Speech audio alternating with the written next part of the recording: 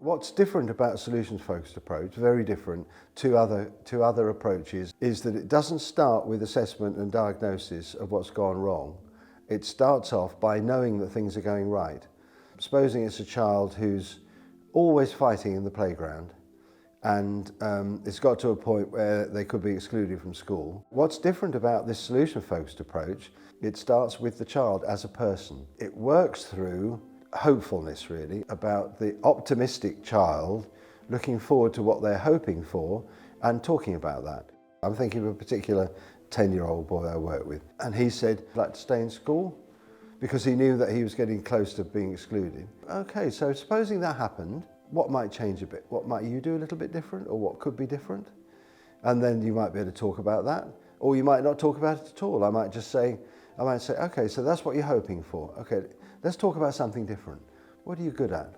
And then we're talking about the child as a resourceful person. This particular child I'm thinking about, what he talked about was football. He loved football. We talked about football. He stopped fighting other children in the playground. He didn't get excluded.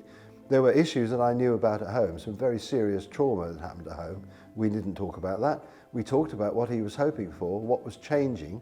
We picked up the changes. He could see it changing week by week. It treats the person who has the problem as being an expert in themselves and being resourceful and hopeful. I'm able to ask a question like, okay, supposing you're in a situation where you could have a fight with somebody and things are going like they normally do when you have a fight, and it's getting close to you having a fight and you don't.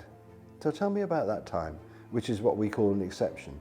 And what that's saying is this problem's not universal, it's got a crack in it.